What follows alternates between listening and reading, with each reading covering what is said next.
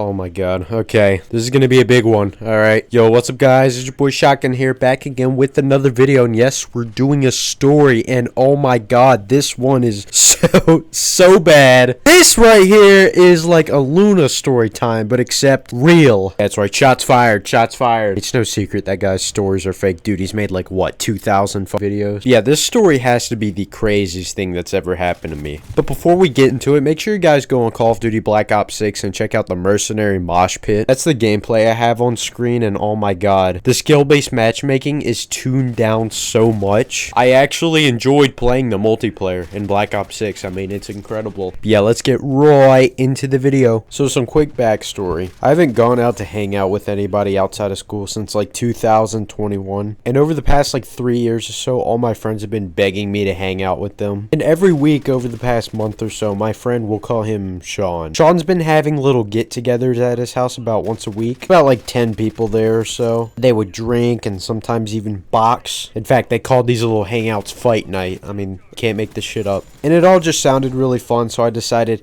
hey, I'll go to his house. And it all sounded pretty fun, so I announced to them, okay, I'll come to your house. It's gonna be great because I'm gonna be there. A few days later, so last Sunday, I went to his house. I left my house at about 7:45 p.m. When I got there, I knocked on the door. A kid named, or we'll call him JT. He's a kid that opened the door. He's kind of like this awkward kid, and he's fat, and he was fucking laughing at me when he opened the door because he said, according to him, I was standing weird at the door, which it just pisses me off. Like, how are you gonna criticize me when you're fat? But anyways, there's only like 5 people there, including Sean. And I got there pretty early, and fight night didn't start for like another hour or so when more people would come. I showed them the Black Ops 7 trailer because that was the day it got revealed, and they were blown away because look, it was a fucking good trailer. Okay, let's not act like it wasn't good just because it was Call of Duty. That was a good ass trailer. All right, the game might suck, but oh my god, that was a good trailer. Like, I'm sick of seeing people on Twitter and YouTube acting like they weren't creaming themselves when they saw the trailer. Like, you know damn well that was a good trailer. Fuck. Anyways, but also I want to tell you guys about a girl there. We'll call her the Drugmeister because she's the whole reason that this bullshit started. She's a really weird looking girl. She's got like red hair, really short bangs, hella tattoos. She's a really, I don't know, not someone I'd like to associate with. Everything about her just looked degenerate. But anyways, we're hanging out. They lock me in a closet. They call it the Jew closet because I'm in there. I'm not even Jewish. Okay, this joke's been going on for 5 years now. I'm not fucking Jewish. And in this closet they lock me in, it's in Sean's parents' room. And this closet they locked me in is weird. There was only one door that was locked in there. There's 2 ways to get out. One, you could get out through the hallway where there was no lock, and the door that they locked, which was Sean's parents, like you'd go into Sean's parents' bedroom from the closet. And I couldn't just leave out the hallway door because there was this weird ass shelf there. So after like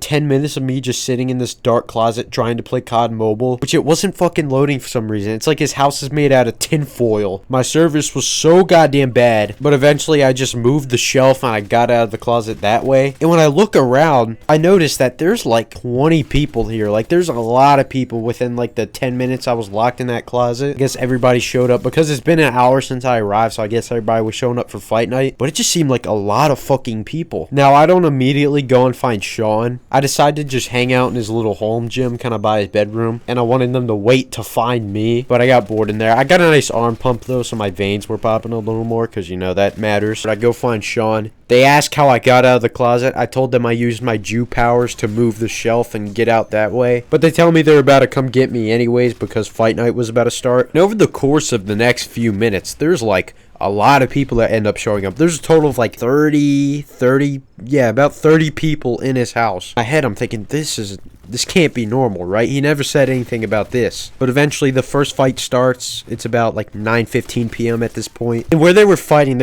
in a dining room that was empty. It was supposed to be a dining room. It was like a perfect square, and we could watch from either side of the dining room because there was like a big opening. Not us actually being in the dining room, but we could like see into there pretty easily, like all of us. And I rolled his mom's office chair over there to, you know, sit down because my feet were getting tired. I'm a fucking genius for that. And right before the fight starts, this fucking whore took my seat and I had to fucking push her out of there. But anyways, the first fight starts. It's fine, whatever. And before the second fight begins, there's, you know, some time, you know, people get water, get snacks, whatever. You know, it's a real organized event. But in that little time, people bust out the alcohol. And I was excited for this because I heard so many stories about Sean's house and people drinking, some funny ass shit happening. I wasn't gonna drink though. I don't want you guys to get that. No, I'm never gonna drink, especially after what happens later. I just wanted to watch these degenerates be degenerates, right? It's like when you leave your bedroom for once to go to Walmart, not to buy anything, but just to look at all these fat people. Yeah, it's kind of what I was doing. So, you know, I grab a water because I'm responsible, and I look at his pantry for some like fruit or something. Maybe he's got like nothing to eat. It's all like canned foods. I'm confused as hell. I'm like, what the fuck? Does this kid live in a fucking nuclear bunker? I go in his fridge.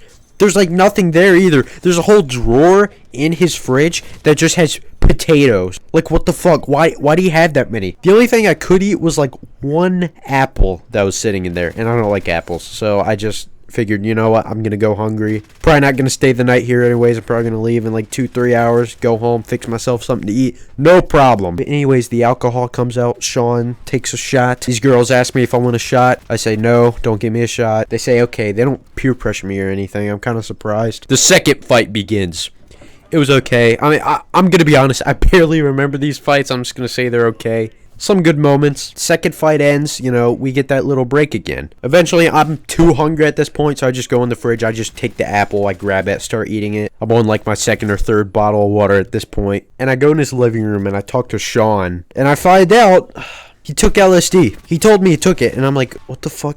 Why? Because he's never done that kind of shit before. And he also tells me that like these 3 other girls sitting next to him are on it as well. You know, they looked normal, but their pupils were massive. I mean, massive. I was kind of just sitting there like, okay, dude, good luck. Because he's never taken this type of stuff before. I still don't know to this day if he was like peer pressured or what. I'd have to ask him. So I'm just like, alright, dude, good luck. I'm on my way back to watch the third fight. Girls are asking me to take a shot again. I say no, leave me alone. Watch the third fight. It was pretty good. I remember that one being pretty good. That's the only one I really remember. I go into the kitchen after the third fight because it's like right next to the dining room. I see Sean by the sink. And you know those like inflatable 2 men you see at car dealerships? Yeah, he was moving like one of those, but if you slowed it down a lot, like he was just slowly like waving, kind of like seagrass in like a cartoon. And he's done that before as a joke. I think he's messing around, and I ask him, I'm like, dude, are you okay? And one of the girls next to me say, yeah, he had too much to drink. So I'm like, he's being serious? And they're like, yeah. And he's like stumbling, so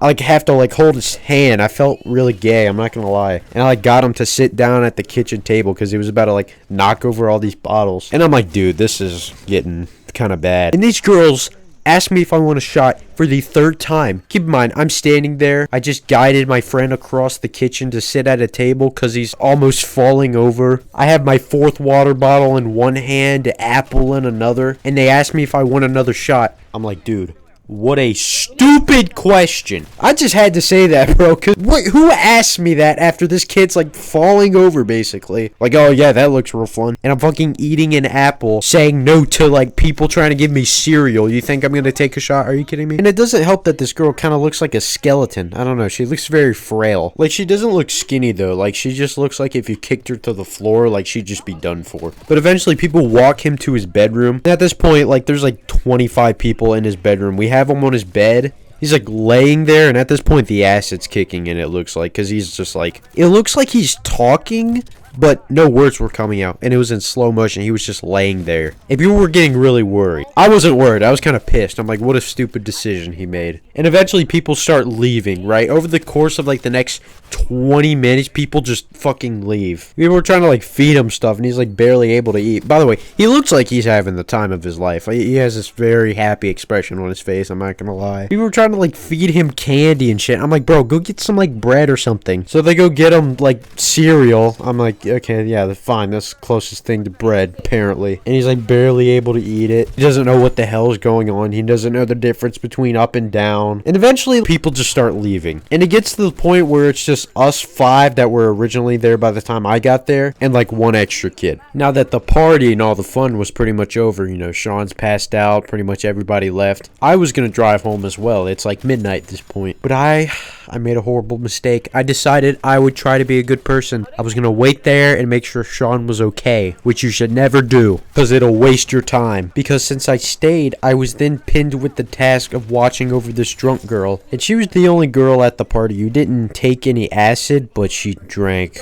so much. We'll call her Ainsley. Now, all my friends knew Ainsley except for me. Like, this is my first time ever meeting her. I go sit by her on the couch. I'm like, hey, what's up? And she's just drunk ranting to a friend about, like, some guy who has a girlfriend that was, like, trying to hit on her. And her friends were like, yeah, we get it. You've been talking about this all night. So I guess she's the type of girl who, when she gets drunk, she just does not shut the hell up. Because it sounds like they've been hearing this for, like, hours on end. Which that kind of surprised me because this girl's got a big ass, okay? I'll say that right here, right now. Almost too big. And she's not a fat girl, too. But what surprised me about her being flirted with, especially by a dude that already has a girlfriend, is her face. See, I call her a bag over the head type of girl. Body's fine, okay? Let me just get that out of the way. Perfectly fine. Too good, some people would say. But the face is the issue. She's definitely a side sleeper. Definitely a mouth breather. She has braces. I think she was born without 2 of her front teeth. Like her canines, I think, are missing. Or whatever those called. Those fucking sharp fucking shit teeth at the top. One eye shaped completely different from the other. Pink skin. I mean,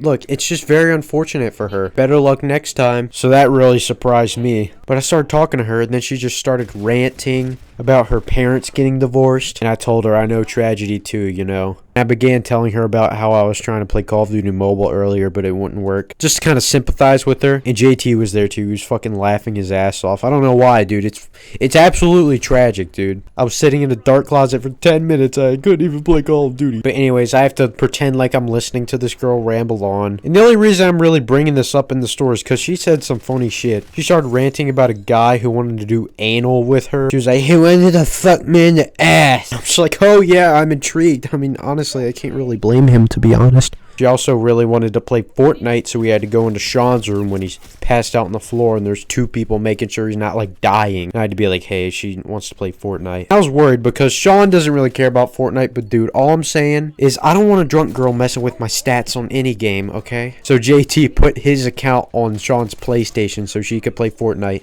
And you know, she's pissed to their collarbone drunk. I don't know what the hell I just said. I don't know. It sounds like a good saying, though. So she's like shooting at the wall. She gets killed by a bot. And after she loses that Fortnite game, she doesn't want to play anymore. But this is where it gets kind of weird and bad. And I don't like this part. She lays her head on my shoulder. I'm sitting right next to her on Sean's bed. And she's like, I haven't been hugged in a long time. And I'm just like, yo, same! And I get up to go get my 5th water bottle at this point. So that was really uncomfortable. I come back. And look, I don't know if anybody heard this part. She asks me if I've ever had sex before. I said, no, I haven't. And she's like, good.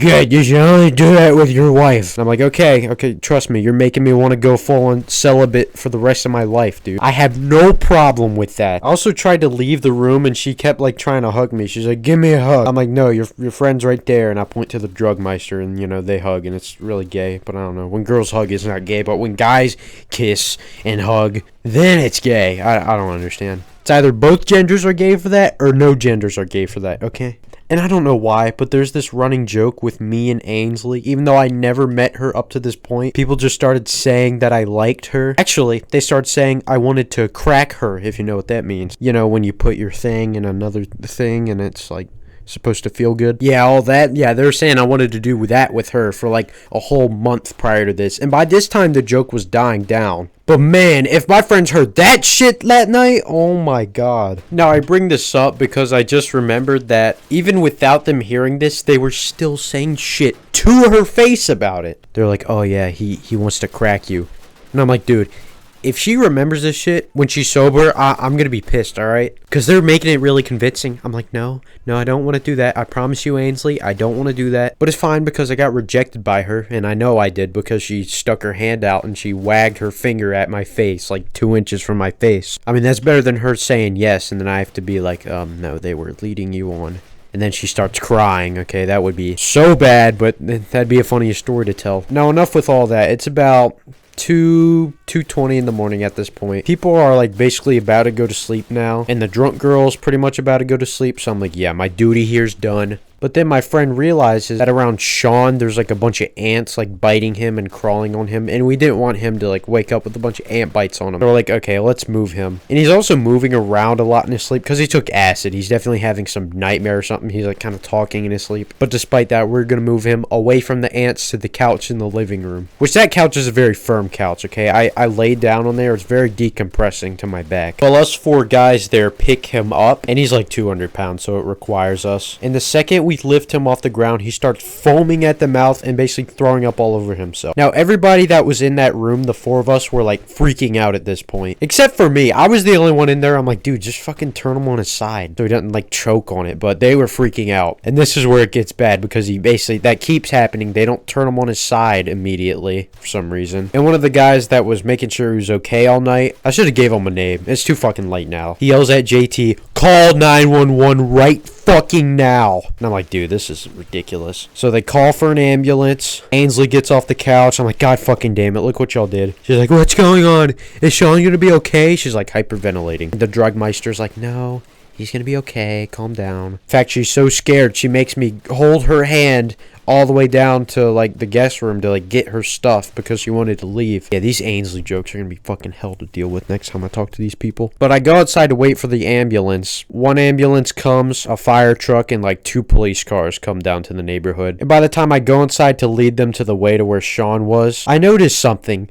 The drug meister is gone. She just fucking dipped. Ainsley's still there, but the drugmeister isn't. A cop asks me and JT what he took, and JT, he's such a fucking nerd, dude. He's like, he took a substance. I'm like, dude, why the fuck don't you tell him? I tell the cop, I'm like, he took LSD, and he drank a shit ton. That's what happened. I don't know why JT had to be all secretive about it. It's like, bro, these people don't care. Or they do care, but they need to make sure he's okay. But since there was only one 18-year-old there, pretty much all of us had to call our parents. Ainsley was freaking out because apparently she snuck out. She wasn't even supposed to be there. She was sobering up very quickly because she wasn't trying to talk to me anymore. But unfortunately, I think that means she remembers a lot of the night, which I am not happy about. But the cops make me call my parents. I call my mom. She answers very quickly. Hand the phone to the cop. And I'm not really nervous because I know my mom had to deal with kind of the similar stuff when she was younger. But I was worried that she would think I did something. But I hear her reaction on the phone. The cop's explaining the situation. She's like, oh my God. She comes and picks me up and she doesn't seem mad at me or anything. She could tell I was sober, which was good because, you know, I actually didn't do anything. And I asked my mom like the next day, I'm like, do you regret letting me go out and hang out with people? And she's like,